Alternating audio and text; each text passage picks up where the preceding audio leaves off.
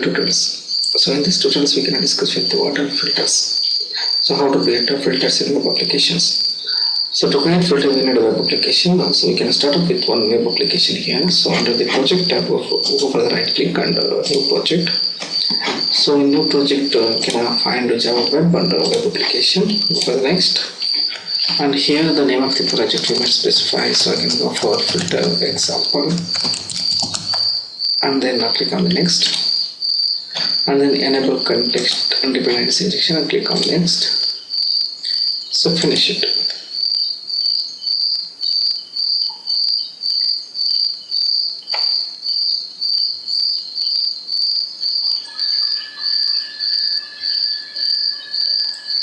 So right now we have created with the web application that's name is called filter example.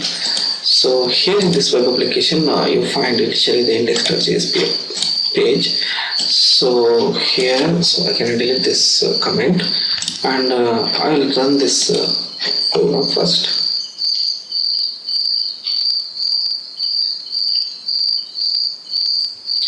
Alright, we got our web application is running now.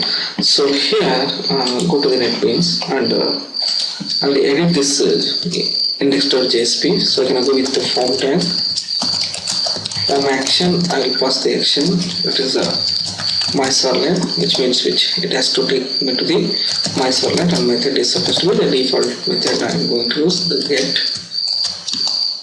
And here in this one I can go with the submit button. Input type equals to submit and value equals to submit. That's it. And save this. Refresh this button. And this submit is a button which was created right now, and it will take me to the my servlet actually. So here in this one, what I will do is I will create a servlet file first. Go for a new and my servlet. So it should be my servlet. And then go for the next. And we must add the web.xml file. Finish it. Alright, so I have created with my servlet application here,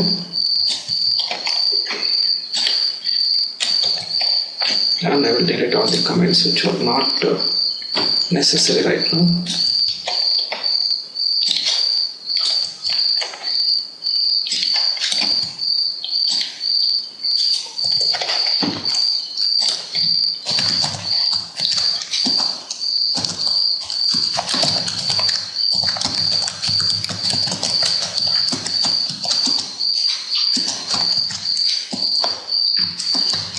Alright, and so this is called my servlet, and within this one we don't have any code right now. So now I can go to create a filter. So we can see how to create a filter here. So basically, as we know, the filter is nothing but it's a Java class which is implementing the filter interface. So go for the web page, new, and here you don't find any filter option, so go for the Java class itself. So this is my app, so I just give my app and then finish it. So this is a simple Java class. Right now I am going to implements filter. So here what I need to do is I must import the class that is called Java x.servlet.filter. The next thing is here my filter is one of the interface which has several methods like init, destroy, and do filter method. So we must override all the method, implement all abstract methods. So just click on this one. So I got the methods which is called init to filter and destroy as well. So here I can go with the throws and remove these statements. and then go for the init method or any do filter method I can go with. So here I'm going to go with a string variable, string message. So this is a string message, which is nothing but a message equals to hello J2EE developers.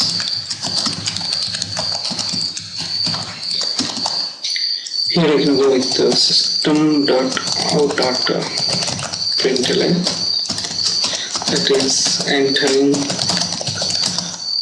into filter, and then I can go with the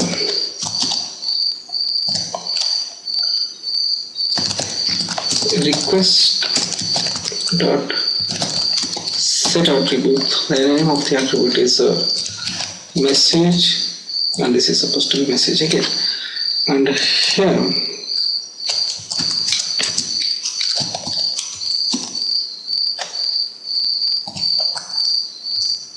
chain dot do filter, and then system dot out dot println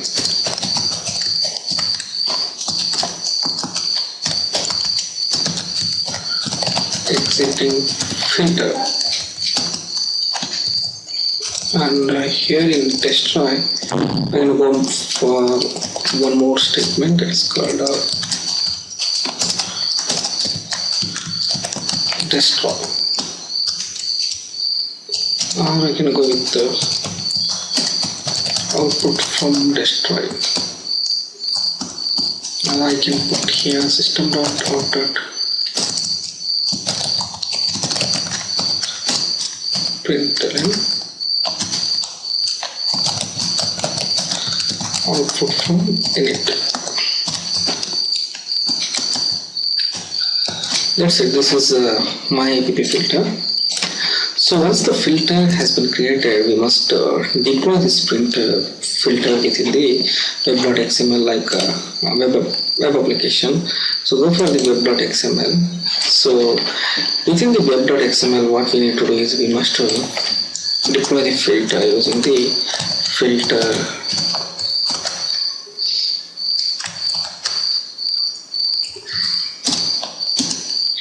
so using that filter element here, and here it is a filter name, that is my app. Yes, this is a filter name, and again filter class, that is again my app. And after this we can go for the filter mapping, filter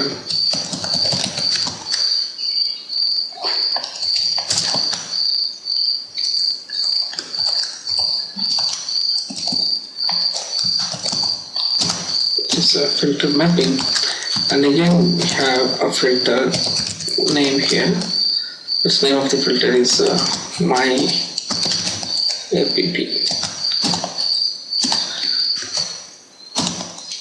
This filter pattern, that is a filter pattern, is supposed to be my servlet. So this is as filter name and filter mapping, and this is the configuration of the filter within the web.xml file. So here here is a little mistake is here, that is not a filter pattern, it's a URL pattern. So it must map with any URL pattern. It is URL pattern, that is called my servlet purpose.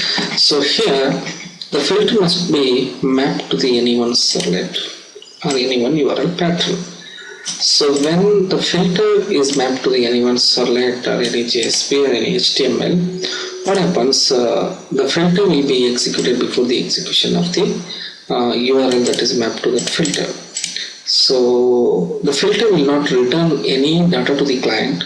It simply executes, means it simply intercepts the response on the request object of the servlet or any JSP application.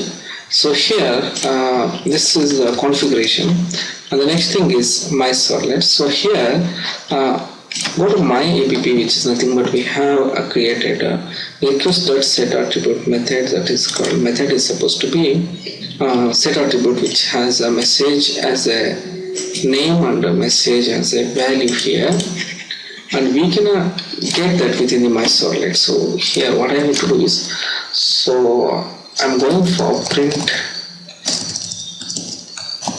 out and println. So user name or any, I can go for message. So this variable I need over here, that is a string message. So that message should be message equals to request dot get attribute, that is called message, and here it has to be type converted into a string.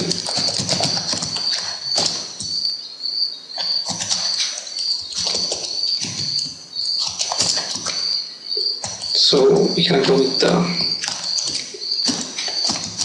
system.out.println.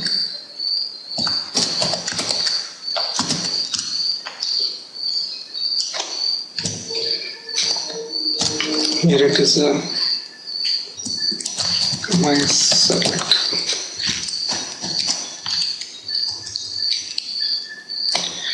So the next thing is we need to go for the execution here. I'll execute this servlet. The filter URL pattern should have the / here, the buttons on my servlet, and we can go for the my servlet application here. So I'll go with this message and the system.out.println the statements. So run this application.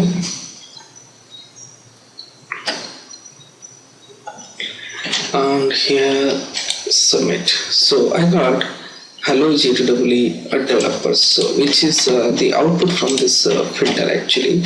So here the filter is my app, so which has the string message hello J2EE developers. So we can see the output of this filter stepwise here. So we can see the output here. Okay, so here what happens when when web application has been loaded, so I got output from the init, so which is nothing but this statement over here. And next is so entering into filter, so which is nothing but so this statement entering into filter. And then so once we are entering into filter, so I got my servlet. So means after the execution of this filter, so what happens, request.set attribute which sets the attribute name and the value to this message, and so it goes to directly my servlet. The my servlet is the statement which was given in this servlet application. So we got this output. So after the execution of this process request, it gets back to the exiting filter. Means what happens, so it comes back to the my app, which is nothing but exiting a filter. So this is how the filters are executing in the web application. So filters are basically mapped to any servlets. So here what we have did, the web.xml, in under the web.xml, I mapped this filter with my servlet. So this is nothing but a mapping a filter to the specific servlet. So this is what actually the mapping filter to the specific servlet. So that servlet is supposed to be my servlet, and also its name and the class and the filter name is supposed to be my app.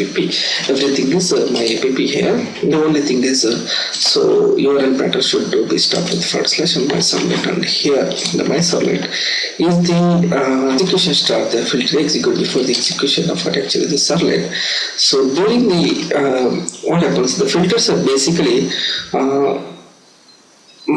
associated with any servlet or any group of servlets, but the filters does not return any value to the client. So only the servlets will return the value to the client. The filters are associated with only with the HTML, JSP or any servlet applications.